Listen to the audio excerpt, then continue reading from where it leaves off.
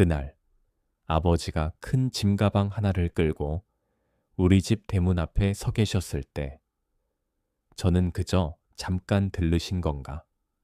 라고 생각했습니다. 그런데 아버지의 한마디는 제 예상을 완전히 깨뜨렸습니다. 민수야, 나 당분간 여기서 지내도 되겠니? 저는 당황했지만 표정 하나 바꾸지 않고 대답했습니다. 아버지, 그럼요. 방 하나 비어 있어요. 언제든지 오세요. 그날부터 아버지는 우리 집에서 지내기 시작했습니다.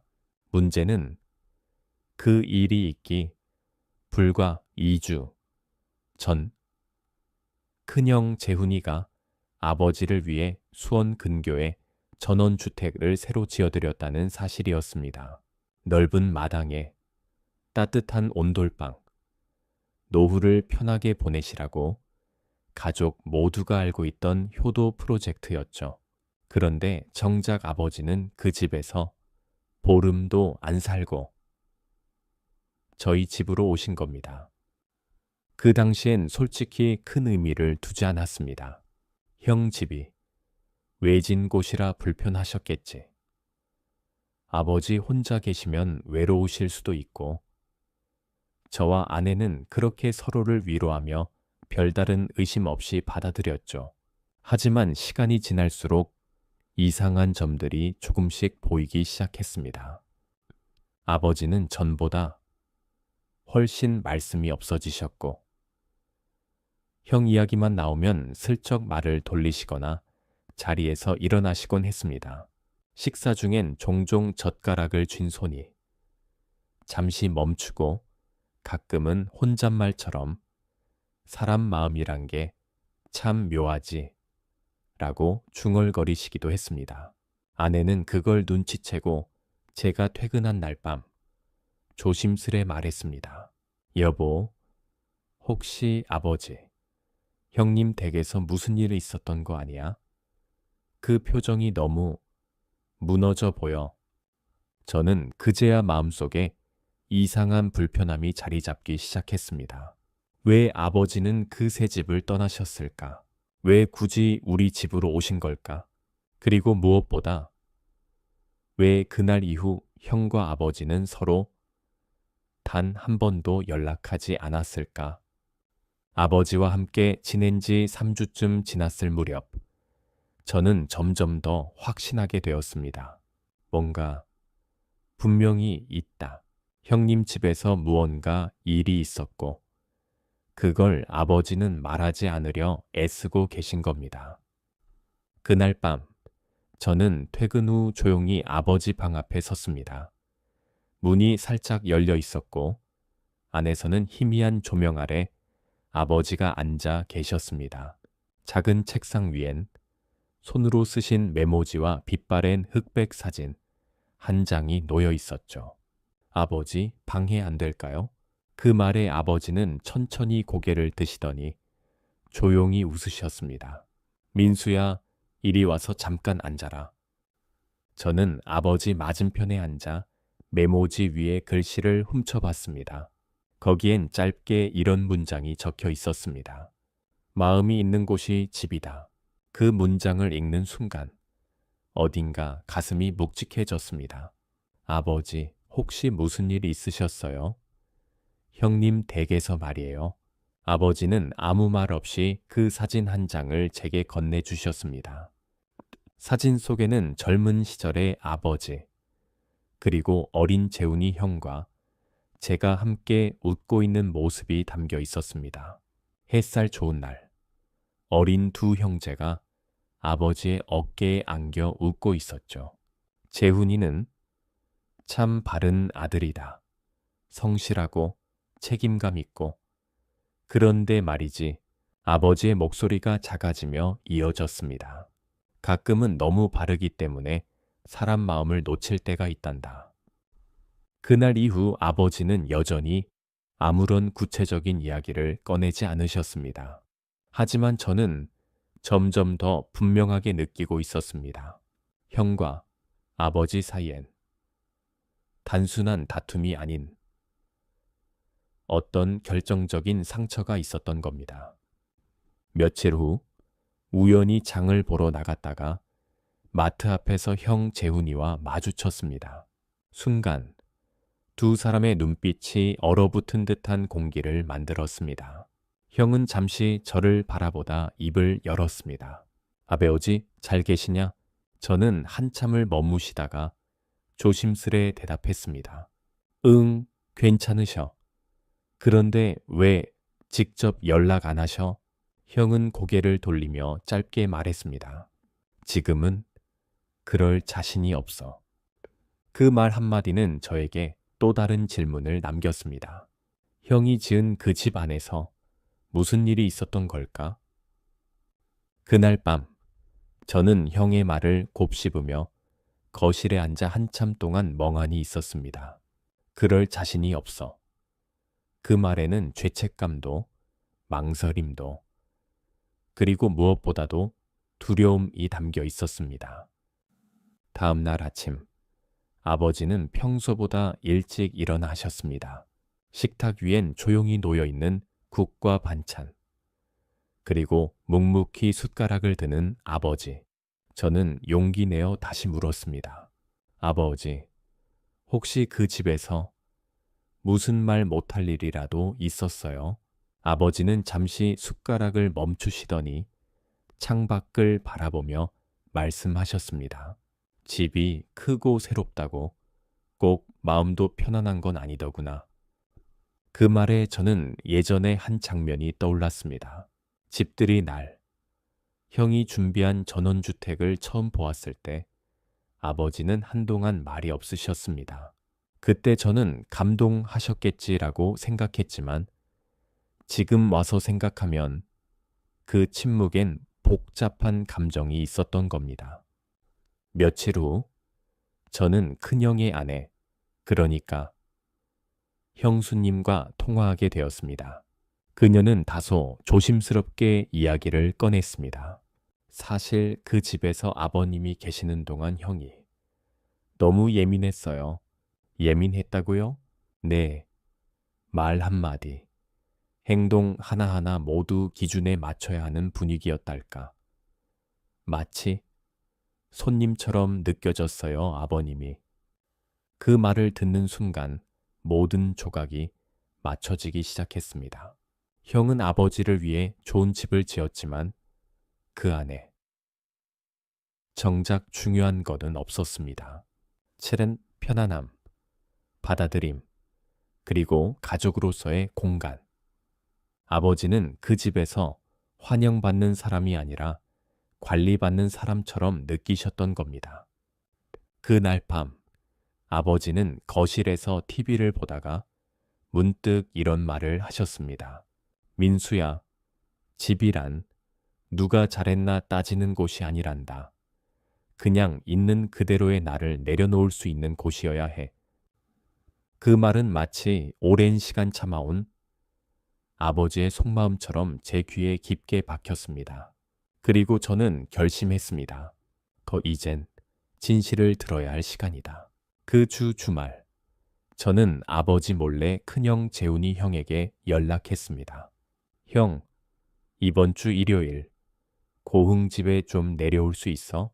형은 잠시 침묵하더니 짧게 대답했습니다. 알았어. 일요일 오후, 햇살이 마당을 가득 채운 시간, 형의 차가 조심스럽게 골목으로 들어왔습니다. 아버지는 마루에 앉아 책을 읽고 계셨고 형의 발소리를 듣고도 고개만 살짝 드셨습니다. 아버지, 형의 목소리는 많은 감정이 섞인 듯 떨리고 있었습니다. 아버지는 조용히 책을 덮고 말없이 형을 바라보셨습니다. 한참을 말없이 바라보던 두 사람, 형이 먼저 고개를 숙이며 말했습니다. 조송해요, 아버지. 집만 준비하면 될 줄 알았어요. 근데 그 안에 아버지를 위한 마음이 없었던 것 같아요. 아버지는 고개를 살짝 돌리시며 한숨처럼 말씀하셨습니다. 재훈아, 나는 네가 그 집을 지어줄 때 정말 고마웠단다. 그런데 그 집에 있으면 자꾸 내가 거기 있어도 되나 싶더구나. 형은 조용히 고개를 끄덕이며 손을 모아 무릎에 올려두었습니다. 아버지, 다시 함께 지낼 수는 없겠죠? 아버지는 잠시 생각하시더니 조용히 말씀하셨습니다. 집은 꼭 함께 살아야만 가족이 되는 게 아니다. 마음을 주고받을 수 있다면 멀리 있어도 따뜻할 수 있지. 그날 저녁, 우리는 삼겹살을 구워 먹었습니다. 형은 고기 굽는 법도 어색하게 물으며 아버지에게 이것저것 챙겨드렸고, 아버지도 오랜만에 진심 어린 미소를 지으셨습니다. 밤이 깊어지고 형이 서울로 돌아가기 전 아버지는 형에게 작은 손수건을 건네주셨습니다. 내 어머니가 널 위해 직접 수놓은 거다. 지금도 내 책상 서랍에 있을 거야. 형은 그 손수건을 받으며 고개를 숙였습니다. 앞으론 자주 연락드릴게요. 아버지는 조용히 형의 어깨를 토닥이며 말씀하셨습니다. 그래, 자주 보지 못해도 그 마음만은 잊지 말아라. 그 순간 저는 처음으로 느꼈습니다. 집이란 장소보다 마음을 쉬게 할 수 있는 사람이 있는 곳이라는 걸. 그리고 그날 우리 셋은 다시 가족이라는 자리로 돌아왔습니다. 몇 달이 흘렀습니다. 아버지는 여전히 저희 집에 머물고 계셨지만 이젠 한결 편안해진 모습이었습니다. 형과는 가끔 전화 통화를 나누셨고 명절이 되면 셋이 함께 수원 근교의 집에도 다녀오곤 했습니다. 어느 겨울 아침, 아버지는 마당에서 작은 나무를 심으며 말씀하셨습니다. 내가 떠난 뒤에도 이 나무가 자라서 그늘이 되면 좋겠다. 너희가 그 아래서 웃을 수 있게. 저는 그 말을 들으며 가슴 깊은 곳이 따뜻해지는 걸 느꼈습니다. 아버지는 집을 떠났지만 가족 곁으로 돌아오신 거였습니다. 사람들은 종종 집이라는 단어를 건물, 공간, 구조로 생각합니다. 하지만 이 이야기를 통해 우리는 알게 됩니다. 집은 벽이 아니라 마음이다. 집은 위치가 아니라 관계이다. 그리고 그 집을 지탱하는 것은 서로에 대한 이해, 사과, 용기입니다. 그로부터 4년 후, 그 겨울은 유난히 조용했습니다. 눈도 덜 내렸고 바람도 적었습니다. 하지만 우리 가족에게는 그 어떤 해보다 무거운 계절이었습니다. 아버지가 세상을 떠나셨습니다. 아침 산책을 다녀오신 후 따뜻한 차 한 잔을 드시고 의자에 기대 앉은 채 잠시 눈을 감으셨다고 합니다. 그리고는 그대로 다시 깨어나지 않으셨죠. 장례식은 간소하게 치러졌습니다. 그분의 성격 그대로 소박하고 담백하게. 수원에 있던 전원주택 마당 한켠에 작은 평장묘가 마련되었고 그 위엔 아버지가 심으셨던 나무가 조용히 자라 있었습니다. 형과 저는 그리고 오랜만에 내려온 여동생까지 셋이 함께 그 나무 아래에 앉았습니다. 한동안 아무 말도 없이 그저 바람 소리만 들리는 그 자리에서 형이 먼저 말했습니다. 이 집, 처음엔 왜 이렇게 낯설었는지 몰라. 이젠 아버지 냄새가 나는 것 같아.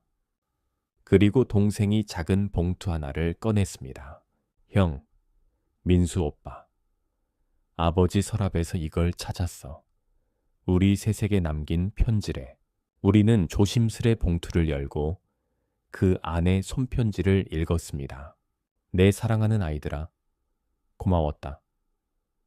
내 인생의 가장 큰 자랑은 너희 셋이었다. 잘하진 못했지만 늘 너희를 사랑했다. 그리고 기억해라. 집은 벽도 아니고 가구도 아니다. 집은 너희가 서로를 걱정하는 그 순간이며 함께 웃는 그 밥상이다. 너희 아버지로부터 그 편지를 읽으며 형은 눈시울을 붉혔고 동생은 조용히 고개를 숙였습니다. 저는 그들을 바라보며 문득 이런 생각이 들었습니다. 아버지는 떠났지만 우리에게 가장 따뜻한 것을 남기고 가셨구나.